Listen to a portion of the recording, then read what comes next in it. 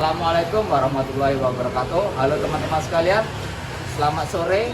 Kita di sini akan melakukan debat tentang aborsi untuk korban pemerkosaan. Jadi kali ini kami akan berdiskusi apakah ada yang pro, apakah ada yang kontra tentang hal ini. Oke, simaklah video berikut ini. Ada berita lah. Jadi kemarin tuh ada anak perempuan, dia tuh diperkosa, terus habis diperkosa dia tuh hamil kan. Nah, dari tindakan lanjutnya dia tuh hamil, kemudian bayi yang di dalam kandungannya tuh diaborsi. Nah, menurut kalian gimana tanggapan kalian? Parah banget orang itu. Menurut saya korban pemerkosaan itu sudah trauma banget. Nah, jadi ya nggak mungkin dia senang harus hamil dari kejadian itu. Jadi aborsi itu penting bagi dia supaya dia nggak terus-terusan terpuruk menderita dalam kejadian itu. Betul banget. Hak perempuan atas tubuhnya sendiri itu harus dihormati. Kalau dipaksa harus melahirkan bayi hasil pemerkosaan itu malah ngerugiin dirinya sendiri. Jadi harus diaborsi. Selain itu, bayinya juga jadi pengingat atau seperti trauma kan. Nah, jadi dengan aborsi, korbannya lebih cepat sembuh dan nggak ditekan terus. Oh iya, dan kenyataannya nggak semua korban dapat dukungan yang memadai karena aborsi jadi satu-satunya buat mereka lepas dari tekanan. Kalau aku rasa ya, hidup itu perlu dilindungi sejak awal, termasuk janin. Kalau kita ngelakuin aborsi, sama aja kita melanggar hak hidup seseorang. Nah, kayak yang bilang sama Anggi tadi kan, memang benar trauma yang dialami itu bikin korban seksual itu tuh merasa berat, yaitu berat mendalam. Namun kan untuk aborsi itu bukan salah satunya jalan keluar, mas, banyak jalan-jalan lain biar traumanya itu bisa hilang. Dan anaknya itu tidak mungkin juga harus diaborsi. Kalau korban nggak mau punya anak kan masih ada pilihan lain seperti adopsi apa yang lain. Jadi aborsi itu bukan hal yang harus dipermudah. Nah, ada juga dukungan emosional dari psikologis mereka tuh. Psikologis itu kunci dari dukungan itu, membantu korban untuk memulihkan diri dari trauma yang mendalam. Ada konseling, terapi, ada pendampingan dari pihak psikiater juga. Tapi kan trauma korban itu nyata dan dipaksa hamil justru nambah beban pikirannya. Nah, hak janin penting, tapi hak korban juga harus dihormati. Tapi aborsi alih-alih menyelesaikan masalah malah dapat menumbuhkan beban trauma baru, kayak memicu rasa bersalah korban atas dia yang aborsi bayinya. Alih-alih membunuh janin yang tidak bersalah, kan seharusnya lebih mengupayakan jalan lain yang lebih manusiawi. Memang kan janinnya itu hidup, tapi tubuh korban kan itu hak miliknya sendiri. Jadi kita nggak boleh memaksa mereka hanya karena janinnya itu belum lahir. Adopsi itu bagus, tapi proses kehamilan tetap harus dijalani oleh korban kan. Nah, untuk itu bikin tambah trauma makin dalam. Ya, kalau dukungannya ya memadai, mungkin nggak perlu adopsi deh. Tapi kayaknya banyak korban yang nggak dapat bantuan. Kita tuh harus menjaga nilai kemanusiaan, termasuk janin. Janin itu kan termasuk manusia juga ya. Dia tuh nggak bersalah gitu kan. Masa ya harus kita aborsi gitu? Itu udah termasuk melanggar hak manusia nggak sih kalau kita ngelakuin pembunuhan terhadap janin? Benar kayak yang dibilang sama Nadia. Apalagi kan tadi ada traumanya kan. Trauma itu kan bisa disembuhkan tanpa harus menghilangkan janin atau aborsi itu. Tapi kalau aborsi terus dilegalkan, nanti malah bikin masyarakat jadi gampang nyerah dan langsung tanggung jawab. Kalau kalian bilang janin harus dilindungi, gimana dengan perasaan korban yang harus ngerasain trauma tiap hari itu? Kita nggak bisa kita nggak mau biarin korban menderita, tapi cara terbaik itu dukungan, bukan aborsi yang dilakukan oleh si korban. Aborsi itu menghilangkan solusi yang sesungguhnya. Tapi kalau korban dipaksa, Nah, kehamilan dia juga jadi korban berkali-kali kan. Bayangin, tiap hari ingat kejadian buruk itu. Trauma itu berat, aku sih setuju. Tapi hidup janin juga berharga. Kita harus cari cara untuk bantu korban, jangan nggak harus dengan cara ngilangin nyawa. Tapi bentar, menurut saya bantuan ideal sih iya, tapi faktanya nggak semua korban dapat. Jadi aborsi itu pilihan penting supaya mereka bisa sembuh.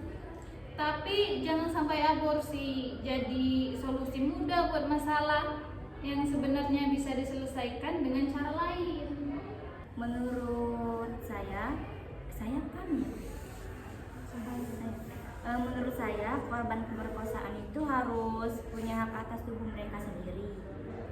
Jadi aborsi itu bukan mempermudah, tapi Menurut saya, aborsi untuk korban pemerkosaan itu harus diperbolehkan.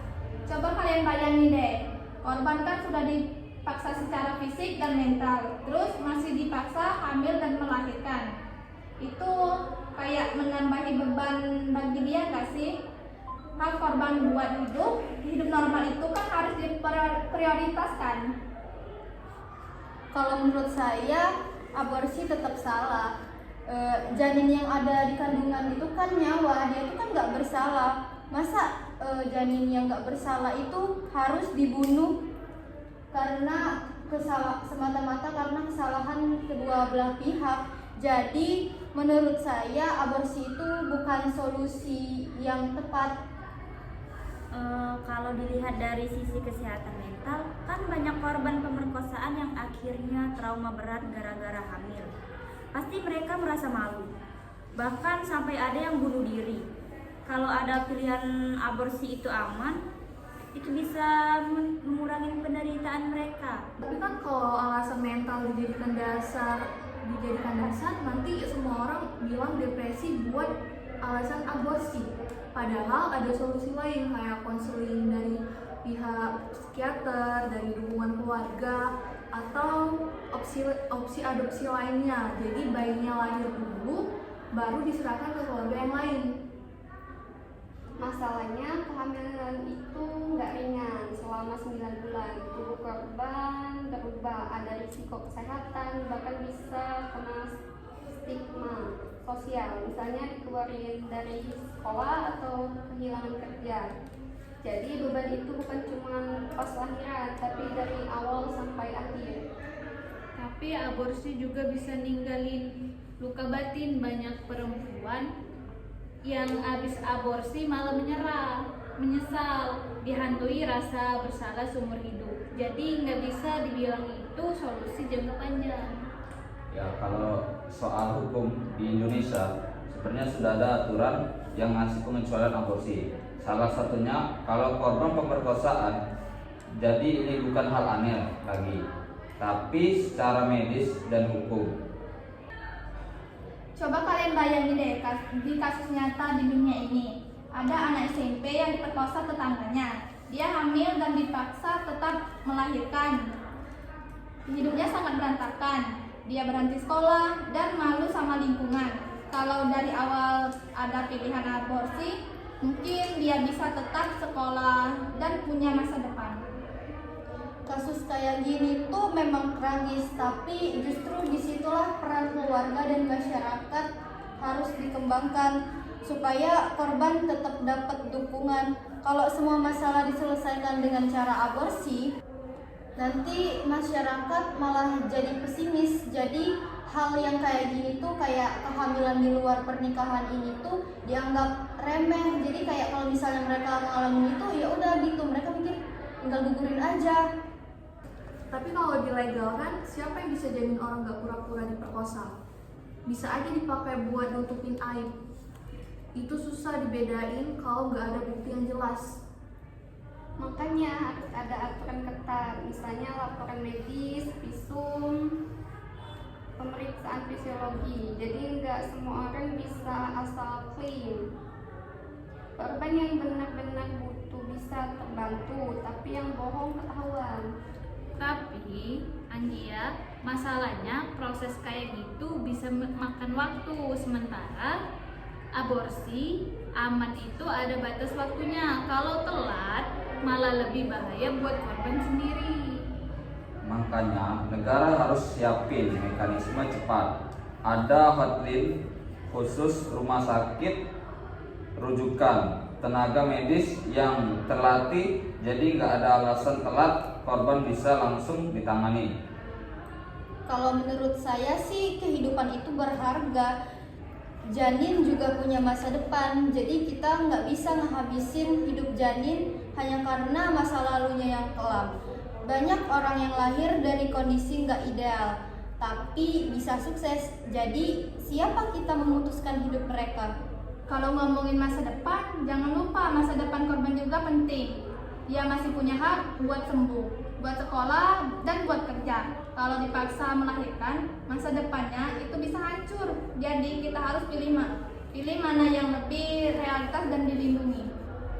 Kalau gitu, kenapa nggak sekalian pilih program adopsi aja? Jadi korban melahirkan, lalu bayinya diasuh oleh orang lain. Korban nggak perlu besarin anak itu dan bayi akan tetap hidup. Proses hamil itu sendiri kan udah jadi beban. Jadi bayangin, korban itu setiap hari ngelihat perutnya makin besar. Itu jadi pengingat terus tentang traumanya. Adopsi mungkin bisa setelah mereka melahirkan, tapi luka batin itu keburu semakin mendalam gitu. Tapi aborsi itu juga bisa ninggalin luka batin. Jadi sama aja dua-duanya berat. Bedanya satu ngorbanin nyawa bayi, yang satu enggak.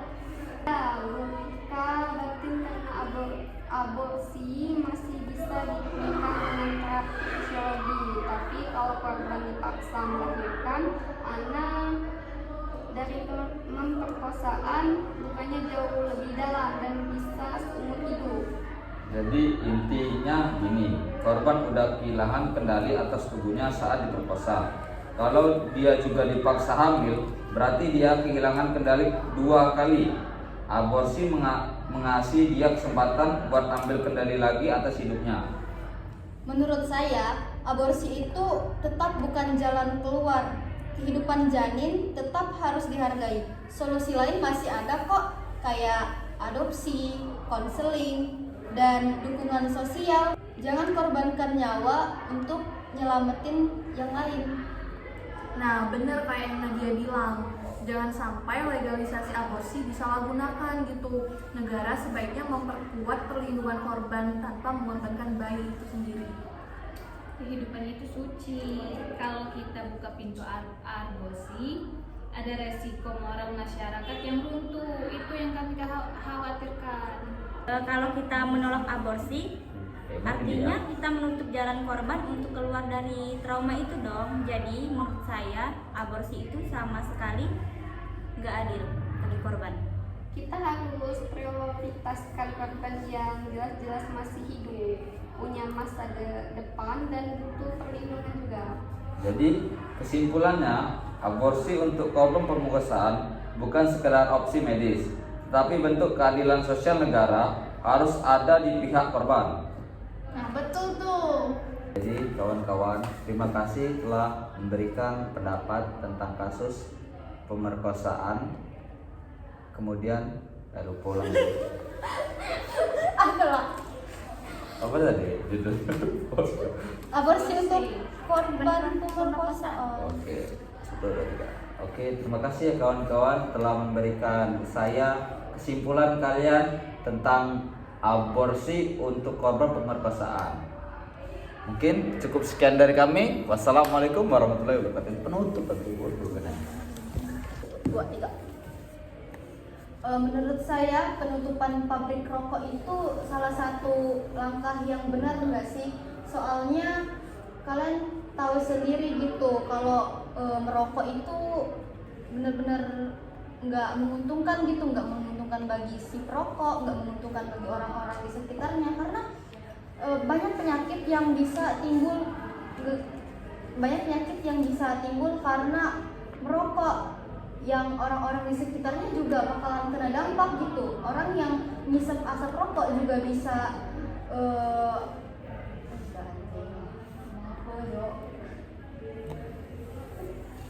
Ada lah kayak kok dulu. Pro. Itu kontra masalahnya. Kalau pro itu Setuju sama penutupan itu. ulang-ulang. Jadi guys, kan kemarin tuh beredar tuh berita tentang penutupan pabrik rokok.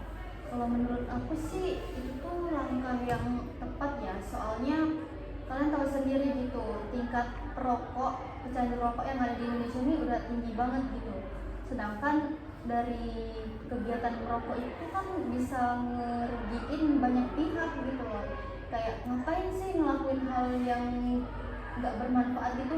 Yang pertama udah ngabisin duit tuh buat beli 1 bungkus rokok. Yang kedua itu jelas-jelas udah nggak sehat buat diri kita sendiri gitu kan, buat yang merokok, terus juga buat orang-orang yang ada di sekitaran orang merokok itu gitu.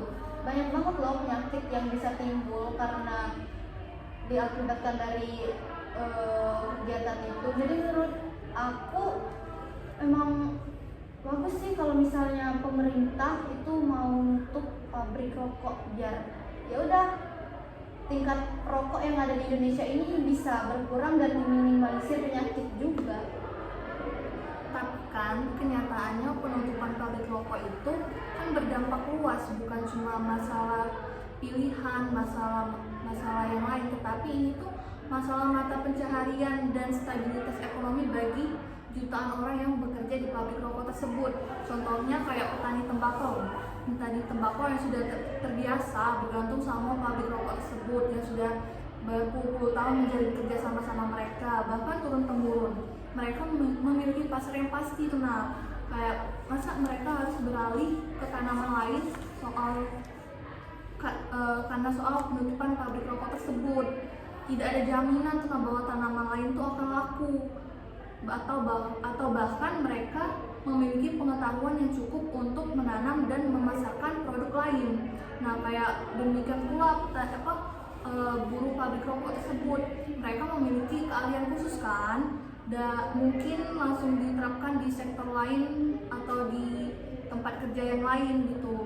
Jadi kalau pabrik ditutup secara tiba-tiba, mereka nggak bisa serta-merta langsung pindah pekerjaan. Ada proses transisi yang didukung oleh finansial, pelatihan yang tidak mudah bagi mereka. Nah, kalau tiba-tiba ditutup tanpa persiapan yang matang, nah itu pabrik rokok berpotensi menciptakan gelombang pengangguran massal bagi masyarakat tersebut dan kemiskinan struktural yang sulit diatasi. Ya lu, pinjam apa ini kan? Mana nih? Tembakau tuh emangnya pemanfaatan tembakau tuh tentang apa sih namanya itu? Untuk rokok galau ya? Nggak bisa misalnya tembakau tuh diolah lagi jadi Tapi jadi apa? bentar, makanya cari dulu. Cari guling. Oh, buat dia. Anggi pro ya? Aku pilih dia teman. Kontra berapa? Nah, B3 itu diperpanjang bisa dulu. ya saya sebenarnya nggak serta-merta nggak setuju dengan pendapat kamu ya. Cuman maksudnya itu ini konteksnya tuh buat meminimalisir penyakit yang ada.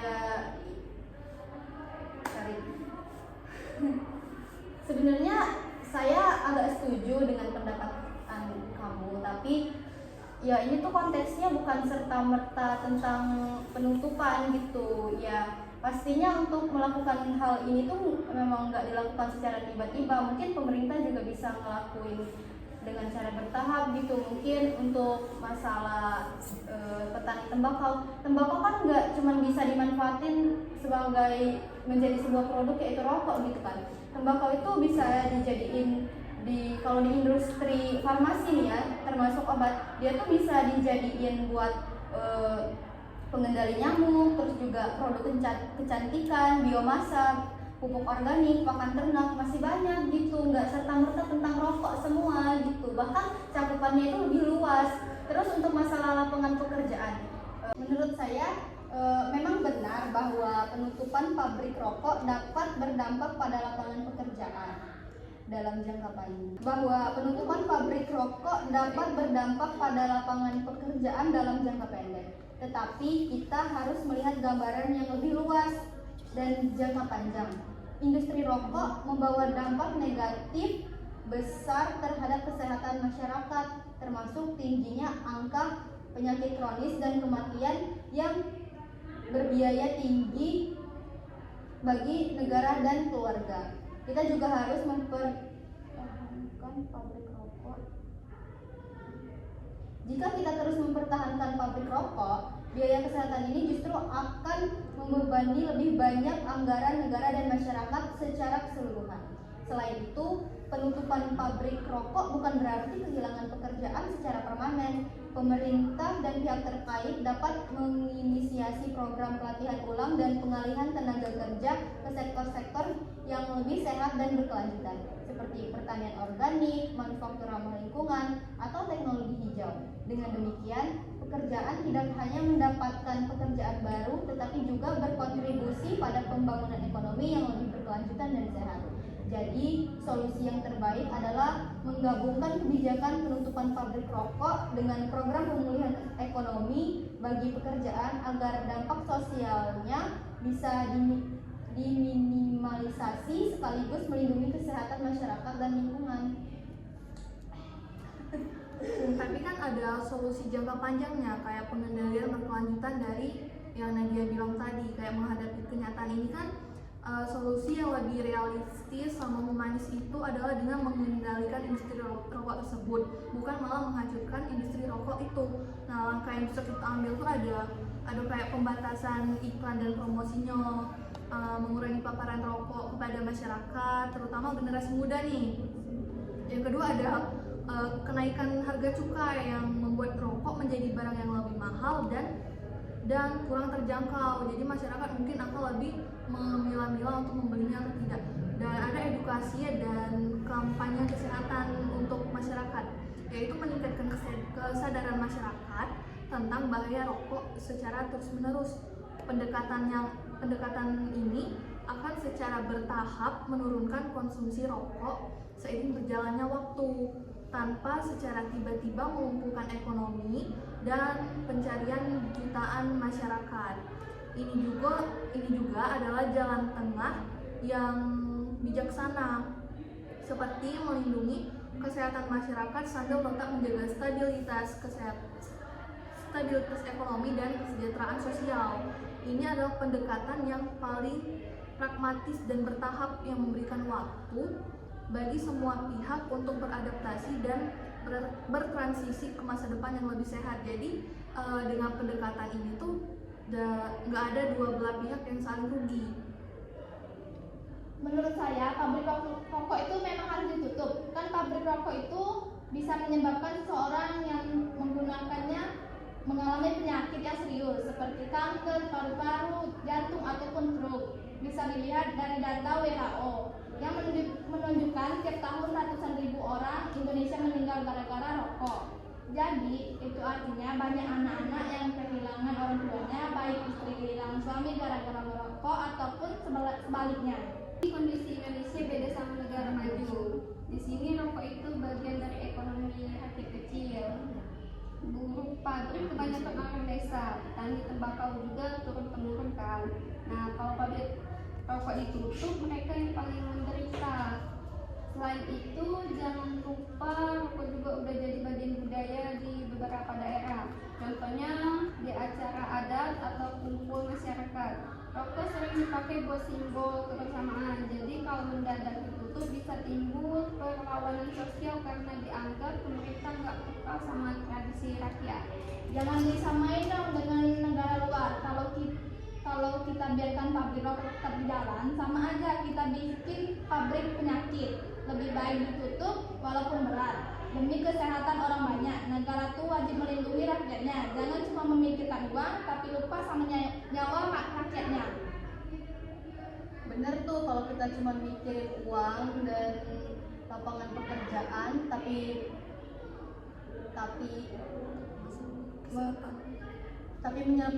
bener tuh kalau kita cuma fokusnya ke lapangan pekerjaan, gaji, uang, tapi kita menyepelekan kesehatan, sama aja kayak itu tuh nggak seimbang gitu. Perlu kita prioritasin tuh bukannya masyarakat yang sejahtera, itu baik secara ekonomi dan maupun jasmani dan rohani. Kalau pabrik rokoknya tetap dibuka nih, kita tuh nggak bisa memungkiri, nggak bisa mencegah orang-orang untuk tidak membeli gitu. Dan menutup pun nggak semata-mata menutup, pemerintah juga harus punya kebijakan terhadap karyawan-karyawan yang bekerja juga. Karena masyarakat tuh nggak bakalan sadar, mereka tuh tahu kalau harga rokok itu mahal, perbungkusnya itu berapa, dan mereka bisa ngabisin perharinya itu berapa. Tapi ya balik lagi, kalau udah candu itu kita udah nggak bisa lagi tuh buat melarang mereka. Jadi itu bakalan terus-terusan terjadi, dan ya ujung-ujungnya ya mereka sendiri yang bakalan menderita.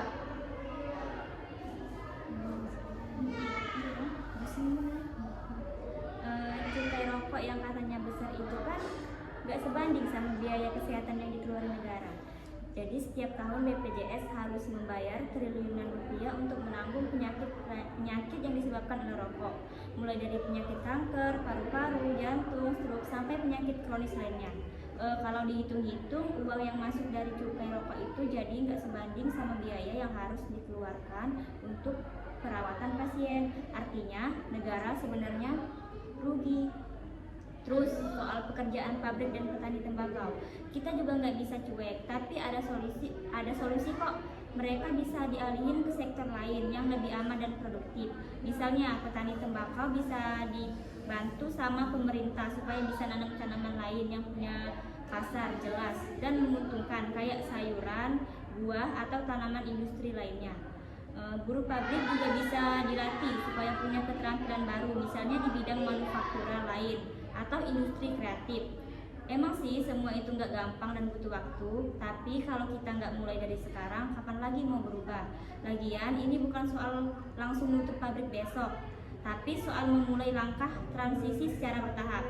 Kita bisa bikin program yang jelas, pelan-pelan, sambil tetap menjaga ekonomi dan kesejahteraan rakyat. Kalau ditunggu lama-lama, rakyat terus sakit dan biaya kesehatan makin membengkak. Jadi ini bukan cuma soal kesehatan, tapi juga soal keberlanjutan ekonomi jangka panjang. Bener banget, pendapatan cukai dari rokok itu memang besar, tapi biaya kesehatan akibat rokok juga jauh lebih tinggi. Biaya pengobatan, hilangnya produktivitas, dan kerugian sosial lainnya justru membebani negara lebih berat. Sektor yang lain lebih baik kita investasikan sumber daya kita untuk sektor yang lebih sehat dan masa depan yang lebih baik. Masalahnya, berbagai cara untuk mengontrol peredaran rokok sebenarnya sudah dicoba, tapi hasilnya jauh dari kata efektif. Buktinya ada di depan mata, anak-anak kecil masih sangat mudah membeli rokok di warung tanpa adanya pengawasan yang berarti. Bahkan bukan hanya bisa membeli, mereka juga tidak merasa takut karena budaya merokok sudah dianggap hal biasa di masyarakat. Akibatnya, jumlah perokok di Indonesia bukannya menurun, tetapi justru terus meningkat dari tahun ke tahun. Memang benar sih, ada anak-anak yang membeli rokok di warung, tetapi itu tidak berarti semua upaya pengendalian rokok gagal total. Pemerintah sudah melakukan berbagai langkah seperti menaikkan cukai rokok, memberikan peringatan kesehatan bergambar di bungkus rokok, membatasi iklan rokok, sehingga membuat aturan larangan menjual rokok kepada anak di bawah umur. Persoalannya ada pada pengawasan di tingkat masyarakat dan penegakan hukum yang kurang konsisten, bukan pada tidak adanya regulasi. Selain itu, kita juga harus realistis. Rokok bukan hanya soal kesehatan, tapi juga berkaitan dengan ekonomi dan budaya. Industri rokok menyerap jutaan tenaga kerja dari petani tembakau sampai buruh pabrik. Kalau pengendaliannya dilakukan secara drastis tanpa alternatif, dampaknya bisa mengganggu kehidupan banyak orang. Jadi solusinya bukan menutupi peredaran rokok secara total, melainkan memperkuat pengawasan, memberikan edukasi kesehatan yang lebih masif, dan menyediakan alternatif ekonomi bagi yang tergantung pada industri rokok. Memang benar pemerintah sudah menaikkan cukai, mencantumkan peringatan bergambar dan membatasi iklan rokok. Namun, kenyataan semua itu belum menyentuh akar masalah. Anak-anak masih bisa membeli rokok secara eceran di warung tanpa adanya pengawasan orang tua. Artinya, kebijakan yang ada hanya bersifat simbolis, bukan langkah tegas yang benar-benar mencegah rokok beredar bebas di kalangan anak-anak. Alasan ekonomi juga sering dijadikan tameng.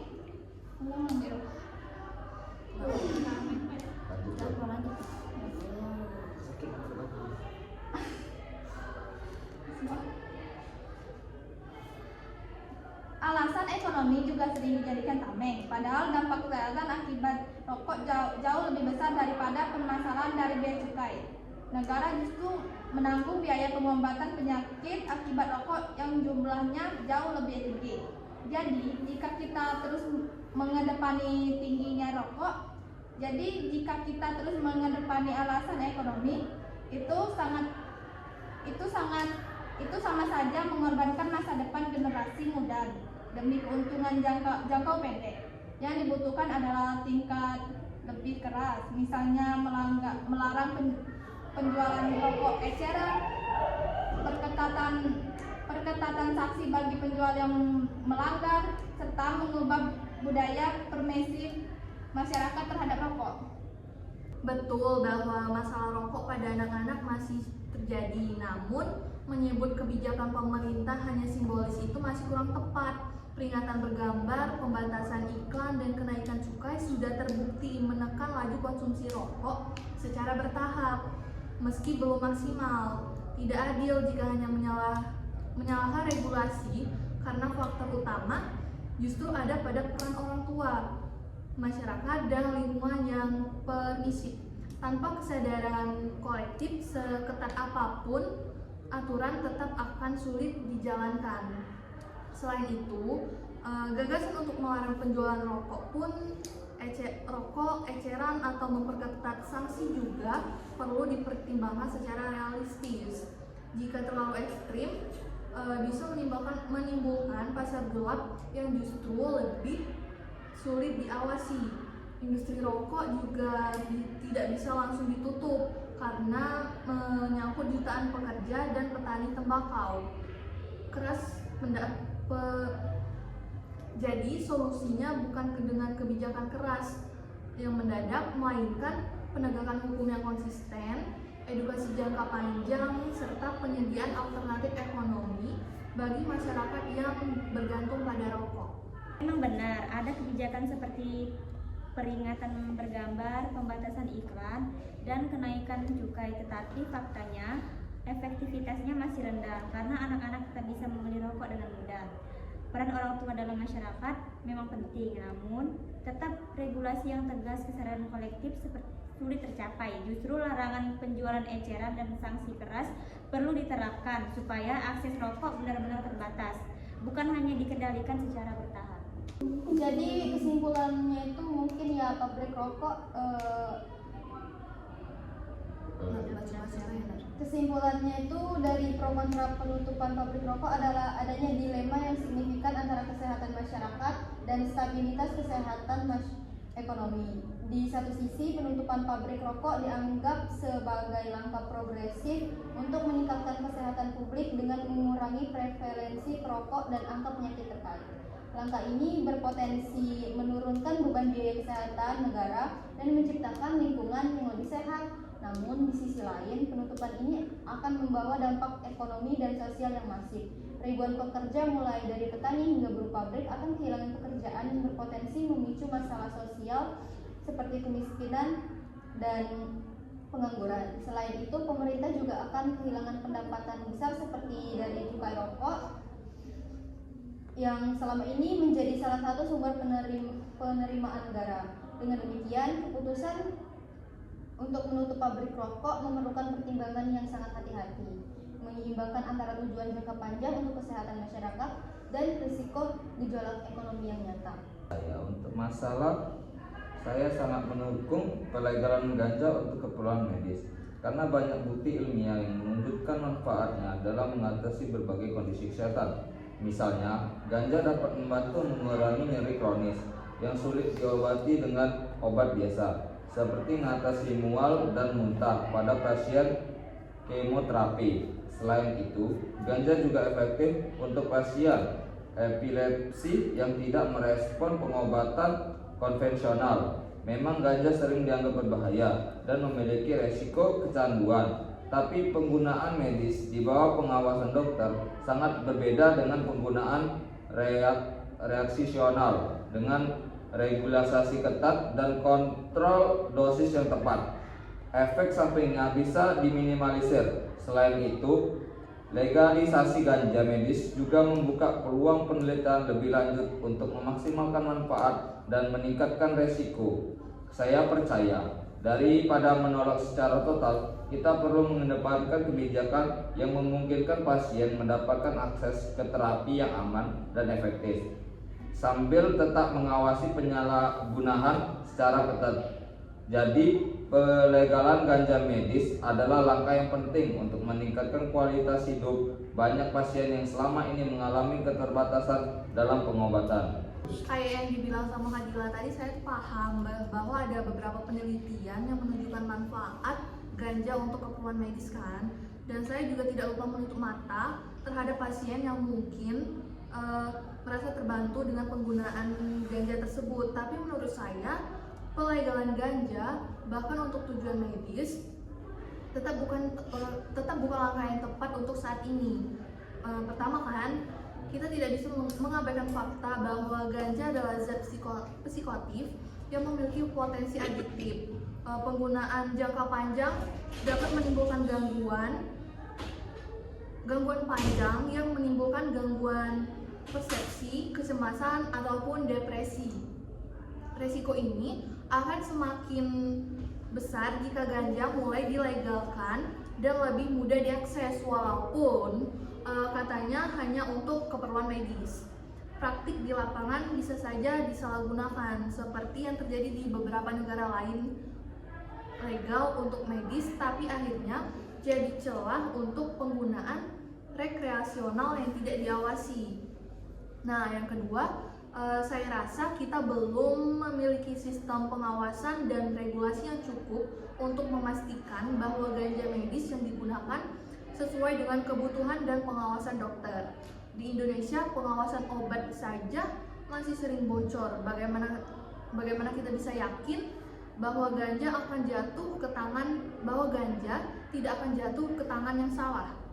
Selain itu, siapa yang akan menjamin bahwa dokter dan apotek akan benar-benar ketat dalam penggunaan ganja tersebut? Jangan sampai ini menjadi celah bagi industri yang mencari keuntungan tanpa memikirkan dampak sosialnya. Nah, kalau yang ketiga, menurut saya itu soal alternatif medis harus diingat tuh. Ada banyak obat lain yang sudah terbukti secara ilmiah dan sudah melewati proses uji klinis bertahun-tahun yang digunakan untuk mengatasi nyeri, epilepsi, atau mual akibat kemoterapi seperti yang Hadila bilang tadi. Jadi, menurut saya kita sebaliknya fokus memperbaiki akses ke obatan tersebut, bukan membuka jalan untuk legalisasi ganja yang masih kontroversial dan belum teruji secara menyeluruh. Saya juga tidak menolak perkembangan ilmu pengetahuan, tapi saya sendiri percaya kita harus sangat berhati-hati dalam membuat kebijakan, terutama yang menyangkut zat yang selama ini dikategorikan sebagai narkotika. Legal bukan berarti tanpa resiko, dan dalam kasus ganja medis saya rasa resikonya masih terlalu besar dibanding manfaat yang dibutuhkan. Saya mengerti kekhawatiran Anda, dan memang benar ganja adalah zat psikoaktif yang bisa menimbulkan risiko jika digunakan sembarangan. Namun justru karena itu kita perlu legalisasi yang ketat untuk tujuan medis agar penggunaannya bisa diawasi dengan baik, bukan dibiarkan terus berlangsung secara ilegal tanpa dikontrol. Pertama, soalnya potensial adiktif dan dampak kesehatan. Hampir semua obat medis yang digunakan saat ini memiliki efek samping. Morfina, opioid, atau bahkan obat tidur yang dijual dengan resep dokter bisa menimbulkan ketergangguan.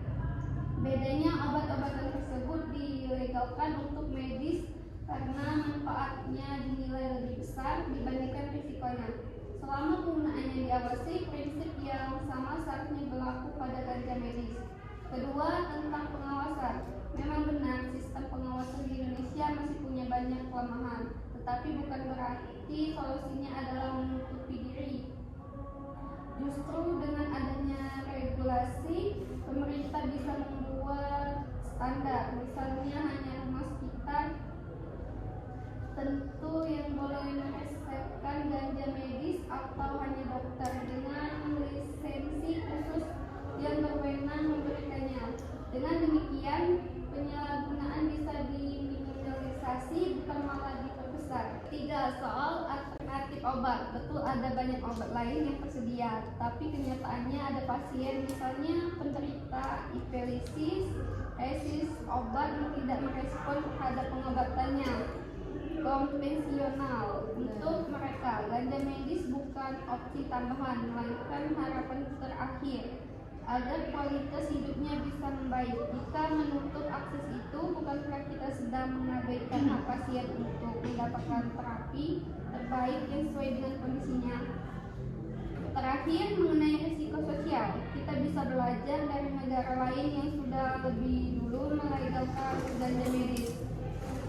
Banyak dari mereka berhasil membuat regulasi yang ketat sehingga manfaat medis bisa dirasakan tanpa harus membuka pintu lebar-lebar. Bagi penyalahgunaan rekreasional, artinya bukan ganja medis yang berbahaya, tapi bagaimana kita mengaturnya. Jadi, menurut saya, legalisasi ganja untuk medis bukan berarti membuka celah penyalahgunaan, melainkan langkah maju agar pasien bisa mendapatkan akses pengobatan yang adil, aman, dan terkontrol.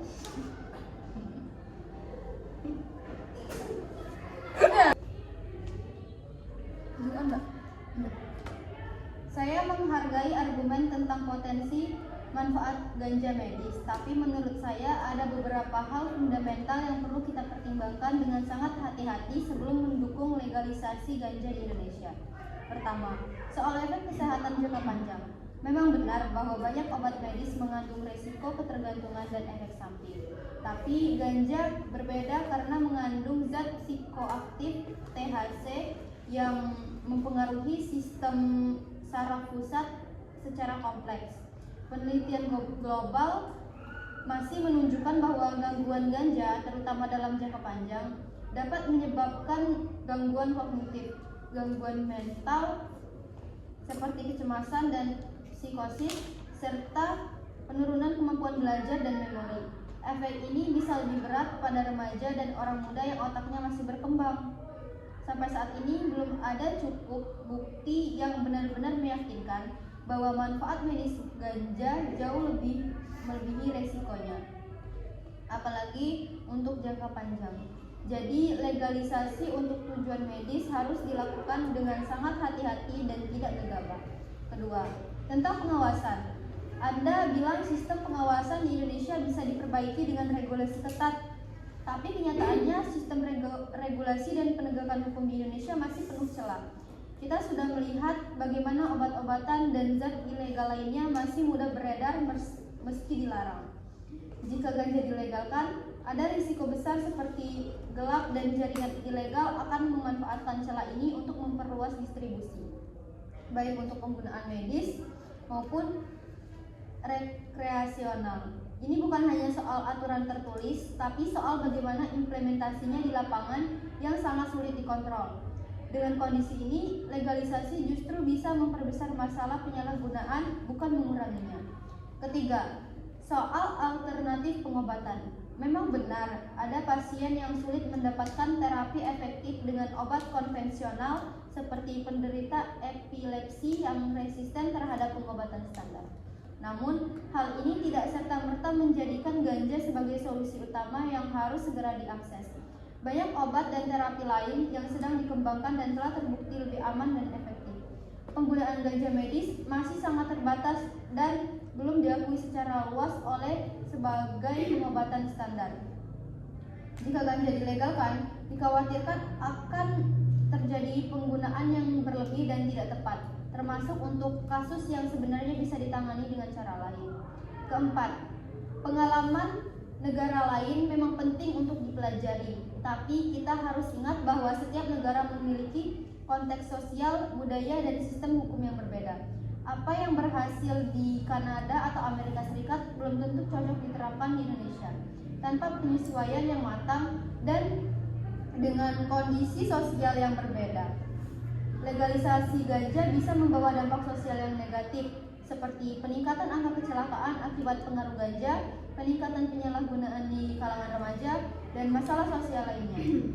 Terakhir, jangan lupa bahwa legalisasi ganja medis juga berpotensi membuka pintu bagi legalisasi ganja rekreasional secara bertahap. Banyak negara yang awalnya hanya mengizinkan penggunaan medis, tapi kemudian melebar ke penggunaan rekreasional. Hal ini tentu menjadi risiko yang harus dipertimbangkan dengan sangat serius. Kesimpulannya, bahwa walaupun niatnya baik untuk memberikan akses pengobatan bagi pasien yang membutuhkan, saya percaya bahwa Indonesia saat ini belum siap untuk melegalkan ganja medis.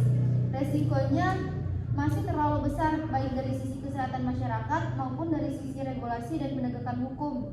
Lebih baik fokus dulu memperkuat sistem kesehatan dan mencari alternatif pengobatan yang lebih aman dan teruji daripada mengambil resiko yang belum terukur secara menyeluruh. Saya menghargai kekhawatiran akan terkait pelegalan ganja di medis, terutama dalam hal efek jangka panjang, pengawasan, dan potensi penyalahgunaan. Namun justru karena semua hal itu menjadi perhatian, legalisasi ganja medis harus dilihat sebagai peluang untuk mengatur dan mengontrol penggunaan ganja dengan cara yang lebih bertanggung jawab dan terukur, bukan dibiarkan tetap berada di ranah ilegal dan tidak terkendali.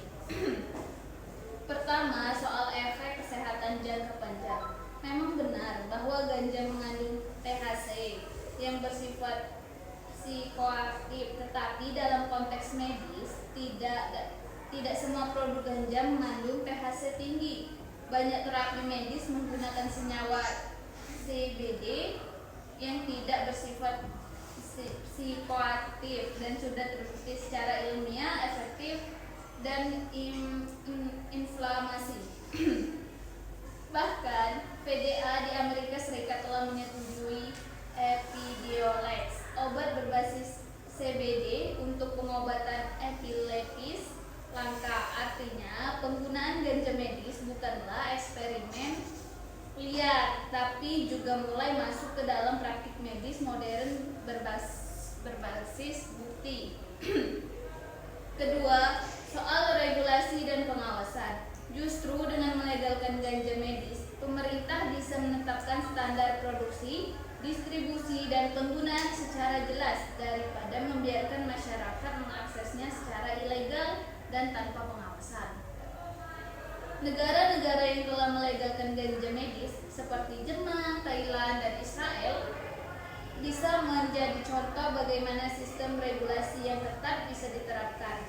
Indonesia tentu bisa menyesuaikan model tersebut dengan konteks lokal, termasuk pembatasan usia, resep dari dokter spesialis, dan distribusi lewat fasilitas kesehatan resmi. Ketiga, mengenai alternatif pengobatan.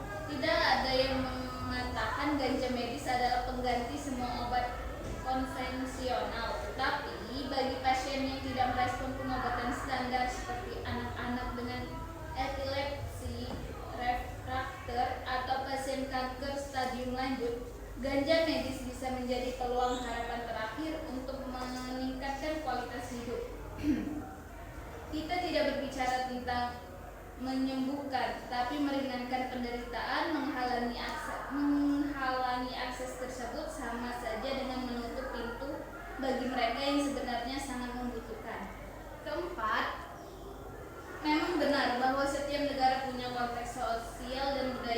beredar.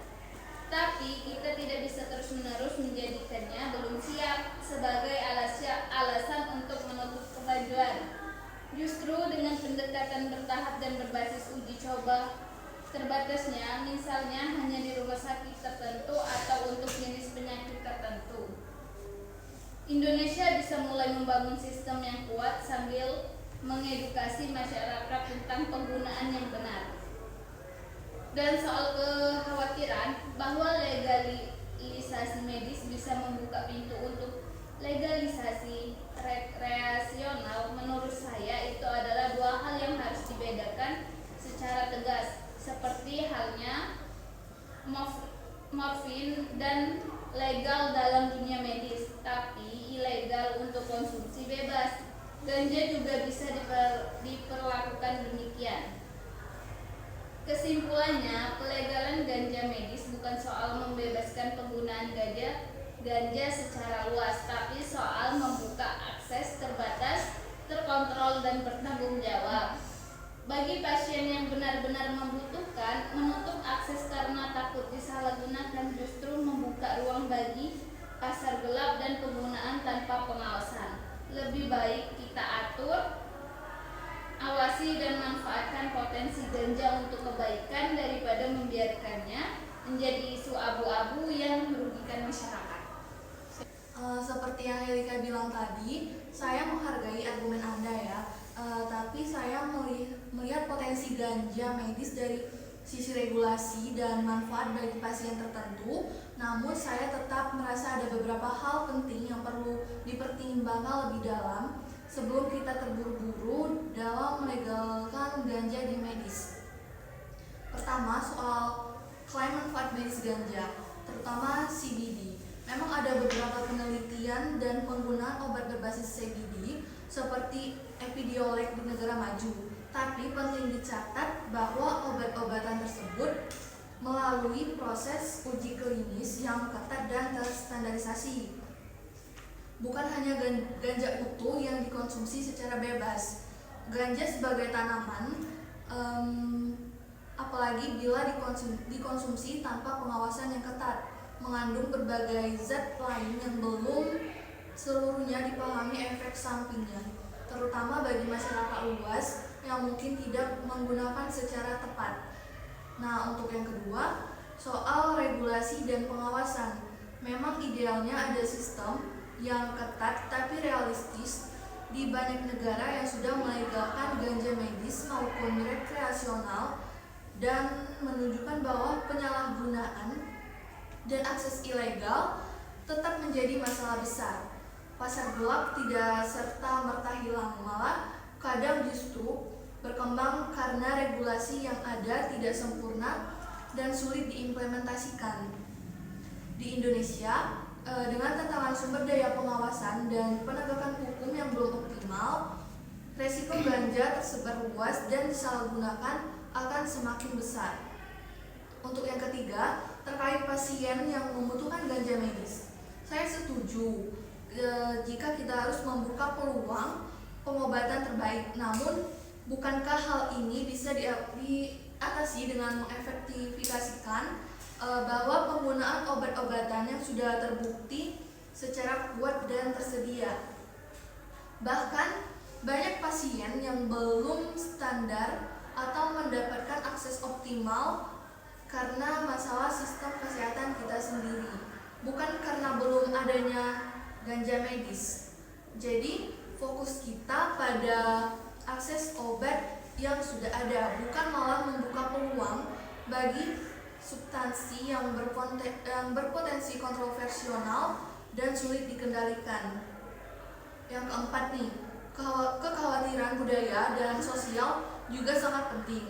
Indonesia adalah negara yang dengan norma sosial dan hukum yang ketat akan narkotika. Melegalkan ganja medis bisa membuka celah bagi normalisasi penggunaan ganja secara luas, yang pada akhirnya dapat merusak tatanan sosial dan nilai budaya kita sendiri. Pengalaman negara lain tidak selalu bisa langsung diterapkan karena konteks lokal yang sangat berbeda. Untuk yang terakhir, soal pemisahan ganja, medis, dan rekreasional. Dalam praktiknya ini kan hal ini sangat sulit dilakukan. Garis batasnya kabur dan seringkali regulasi medis hanya menjadi pintu masuk bagi penyalahgunaan rekreasional. Ini bisa menjadi presiden buruk yang membuka jalan bagi legalisasi ganja rekreasional secara luas yang menurut saya belum saatnya dan beresiko tinggi. Untuk kesimpulannya, saya berpendapat bahwa pelegalan ganja medis di Indonesia harus sangat hati-hati. Bahkan sebaiknya ditunda sampai kita punya sistem kesehatan yang memadai, hukum, dan pengawasan yang jauh lebih kuat. Adapun prioritas utama kita ialah memperbaiki akses dan kualitas pengobatan yang ada, bukan menambah kompleksitas masalah dengan membuka akses ganja medis yang penuh resiko sosial dan hukum. Terkait zat yang memiliki potensi risiko seperti ganja, tapi saya Lucu deh tapi nggak di situ. Emang ada lah ya? terkait zat yang memiliki potensi risiko seperti ganja, tapi saya ingin meluruskan beberapa hal karena menurut saya justru pendekatan yang terlalu defensif ini bisa menghambat kemajuan medis yang sangat dibutuhkan oleh sebagian pasien di negeri ini. Pertama, soal klaim manfaat medis memang benar. Obat seperti Epidiolex melalui uji klinis yang ketat, tapi perlu kita dorong justru bukan legalisasi bebas tanam ganja, melainkan legalisasi produk terukur dan dikembangkan di bawah pengawasan farmasi. Kita tidak bisa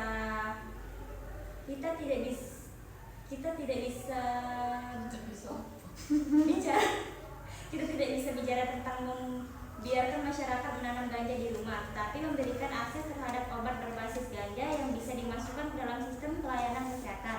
Banyak pasien epilepsi, kanker, hingga penderita nyeri kronis yang tidak merespon obat standar dan menuntut akses terhadap pilihan medis. Ini adalah bentuk pengabaian hak pasien. Kedua, tentang kekhawatiran bahwa regulasi akan gagal atau mudah disalahgunakan. Untuk memperbaiki sistem pengawasan, bukan menjadikan kelemahan sistem sebagai alasan untuk menolak solusi medis.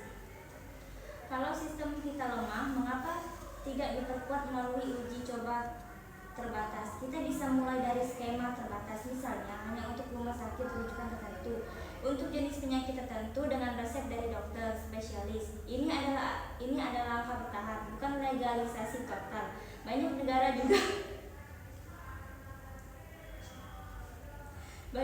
juga memulai dari sini, dan kita bisa belajar dari pengalaman mereka untuk menghindari kesalahan yang sama.